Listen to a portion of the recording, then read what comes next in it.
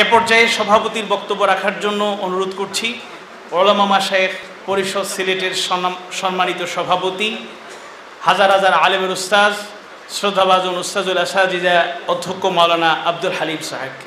আমরা তো দিনের খেদমত করছি, উলামায়ে কেরাম আপনারাও করছেন, কিন্তু মুহাম্মদুর রাসূলুল্লাহ সাল্লাল্লাহু আলাইহি সাল্লাম শুধু দিনের খেদমতের জন্য আসছিলেন না, একামত আর খেদমত দুইটাই রসুলের মধ্যে ছিল।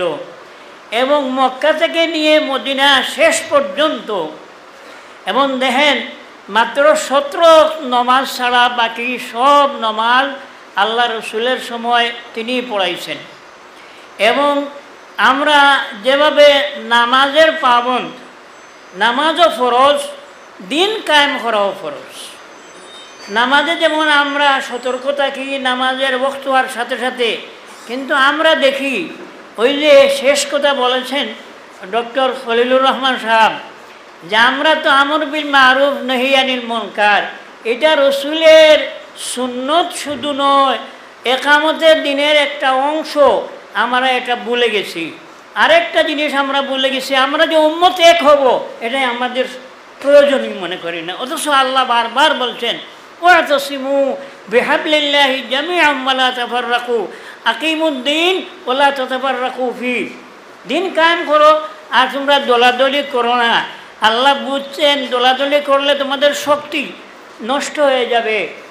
আমাদের এই দেশে একবার পাকিস্তান হিন্দুস্তান হওয়ার সময় দিন কায়েমের একটা সুযোগ দিয়েছে, ওলামারা কেরাম ঐক্য হতে পারেননি। এখনও এই দেশ পৃথিবীর সব দেশের থেকে সম্ভাব্য দেশ যেখানে ইসলাম কায়েম হবে ইনশাআল্লাহ।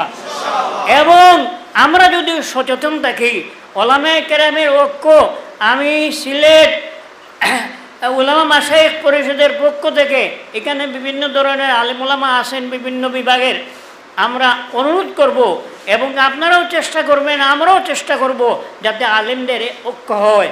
আলেম ঐক্য ছাড়া তো পৃথিবীর মুসলমান ঐক্য হবে না। এজন্য 1 নম্বরে আলিম, 2 নম্বরে সমস্ত উম্মতের ঐক্য প্রয়োজন।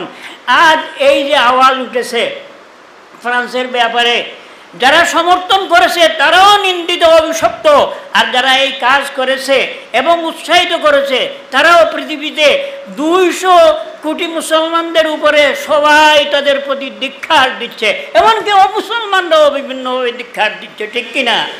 এজন্য আমরা ভবিষ্যতে এই সিলেট শহরে সর্দার আলাউদ্দিন এইভাবে বলেছিল, সে থাকতে পারেনি বাংলাদেশেই।